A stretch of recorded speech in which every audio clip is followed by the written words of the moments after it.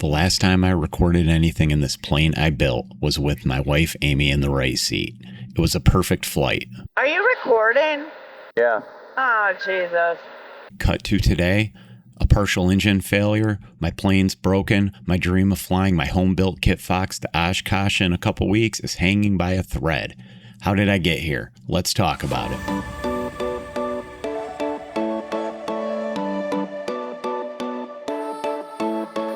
I'm Jeremy Drobeck, mortgage master and airplane builder.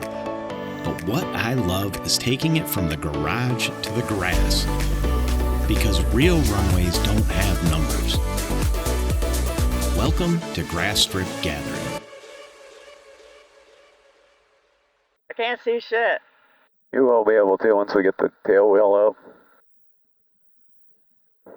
You're buckled, door shut. This isn't very tight. Well, how do I get it tighter? Just pull these? Yeah. Okay. You ready to go, Jeremy? Yeah, I'm ready to go. Okay, your job as a reminder is to watch for planes. There's one. Yep. We got to keep an eye on them so we don't lose them. The Stack and Rob. Okay. We can't take off too soon because we'll come right up his ass.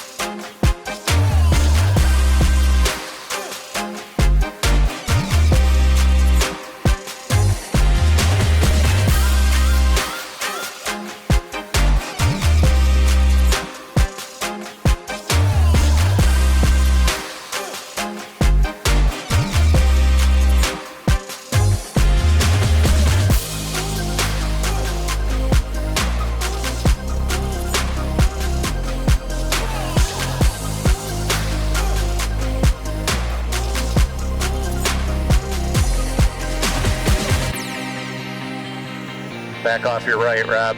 Oh my God, what are they fucking doing? Dumbasses. But unless the plane is buffering, you're not hanging on the prop. Hey, there's a parade down there, guys. You want to buzz it? I said not too low over town. Let's go. That a parade? That a parade? Yeah. All right, you want to do a 360 over to the green field right here and run parallel? Yep.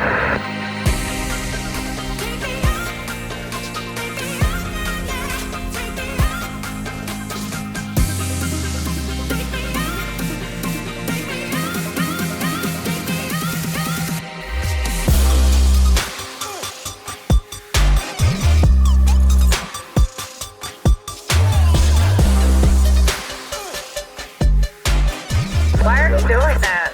I'm rocking my wings for the parade. No. There's like 80 tractors down there. Yeah, it's Decatur. Beautiful lakes, a massive 4th of July parade, flying with my wife. This with flying was hitting all the right notes. But a good pilot never flies on an empty stomach. We turned the Kitfox towards Watervliet Airport for a legendary steak lunch with some great friends. Little did I know, this would be the last normal flight for a while. Watervliet traffic 033 Tango's final for 20 Watervliet.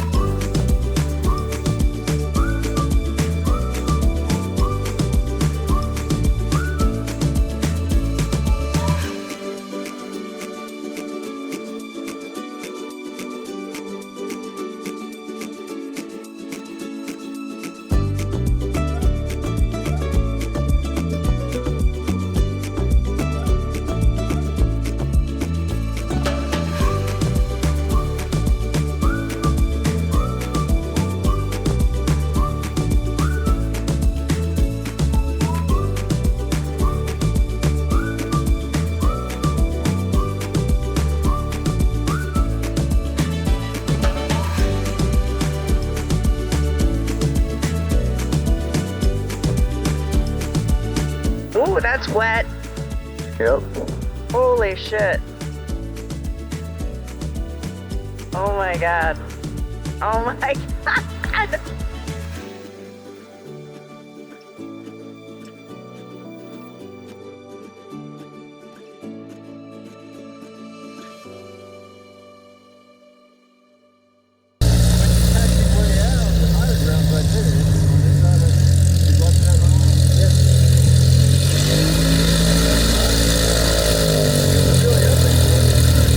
Watervliet was an absolute blast. Pilots always talk about flying for a $100 hamburger. Honestly, I think they're crazy. We just had prime steak, burned only 5 gallons of gas, and spent $20 a plate. That's a $70 steak lunch with my wife.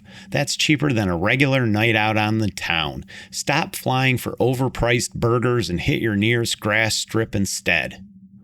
Yellow Champs, Arctic 2, Watervliet. Woo, hot. Hot mofo.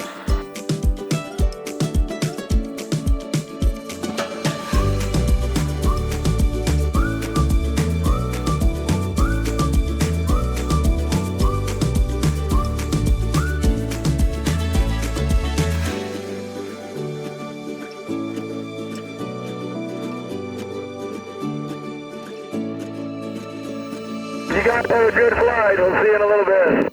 See you in a little bit. See you later, mama. All right, so we took off out of Watervliet, and we're right by the coast. And one thing I haven't showed anybody yet is how lucky we are to have hundreds of miles of coastline here in Michigan. 26 Romeo on the north side of the And field. so I'm going to give you guys a glimpse here of Lake Michigan itself. 300. I would not attempt to fly across this in a single-engine plane, but it is fun to fly the coastline. We're super fortunate.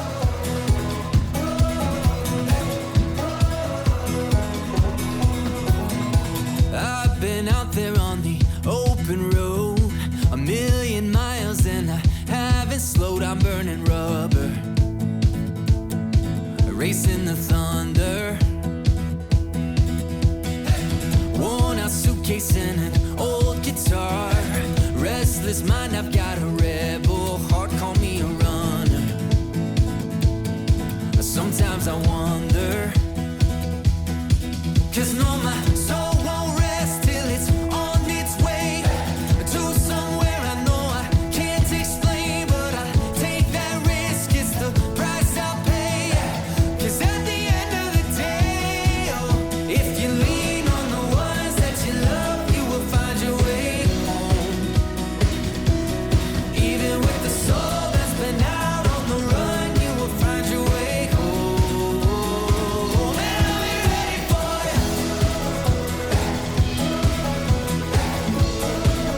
Touching down back at Prairie Ronde, I couldn't have asked for a better way to spend 4th of July. Cruising the coastline, eating steak, hanging out with my best friend and wife, Amy, it was perfect. But the high didn't last long. The very next time I took the Kitfox up, everything went sideways. A partial engine failure changed the game. Now Oshkosh is in jeopardy. Here's exactly what happened. So yeah, I don't know if I'm gonna make it to Oshkosh now. So the game plan was, today is Saturday, and the game plan is to head up to Oshkosh on Friday. And we were gonna make a secret stopover to a really special place that's on the way to Oshkosh. I'll tell you more about that if I can make it there. But we were gonna leave Friday. I took the plane up on Saturday. We had some beautiful weather. I got out here, I had a pitot leak somewhere in my lines, and so on Friday night I replaced a bunch of the push fittings, got here early 7 a.m. Saturday morning to take it up for a quick test flight. I get to the airport, pre-flight the plane, and blast off, and I'm climbing up to 4,000 feet to do some stalls and just make sure the airspeed indicator's performing properly and fix some of my readings. I get, maybe 3, 4, 5 minutes in the air, hadn't had a chance to do any of the stalls or anything yet, and I tripped a lane light. And so lane light A came on and it was steady.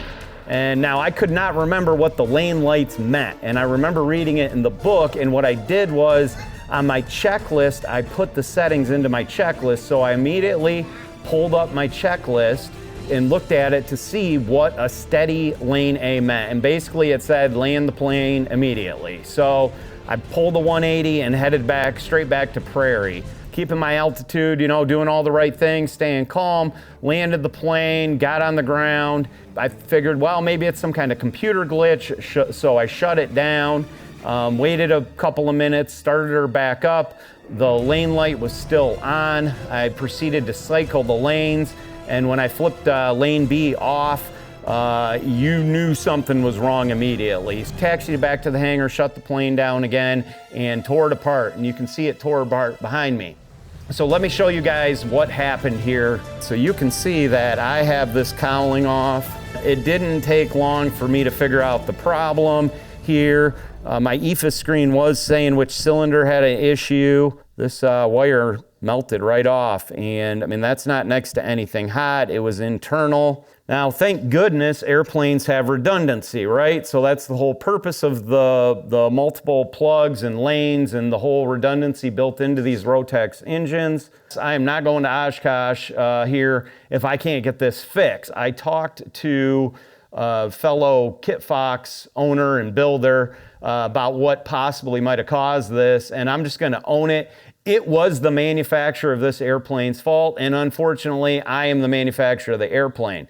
So I did not know this. When I originally installed the engine, in order to, when you first put oil in it, you have to purge the oil through the system and get all the air out and everything. In order to do that, you have to rotate the prop a bunch of times, and they have you take out some spark plugs to do that. And of course, I walk up like any other vehicle I've ever owned, grab the boot, pull it off, and pop the spark plugs out and purge the engine. Well, apparently when you pull these boots by hand, they're notorious for cracking the internal parts that are in here. My guess is I pulled this thing off too hard and cracked it and caused the issue. The solution, and what I should have done, a pair of these. So these are spark plug boot pullers or pliers. I just ordered these, just got them in. I've got 4 days until I am supposed to leave. So I am so hoping I can get that part. If I can get that part in, I will be at Oshkosh, you guys. If you want to see my plane or meet me, I would love to meet you. I will be in the home builder camping section is where I'm going to be hanging out with this beautiful bird that currently doesn't fly. Hope to see you there. I hope I can make it. And remember, I'm Jeremy Drobeck, mortgage master, airplane builder. But this is what I love, because the best runways don't have numbers.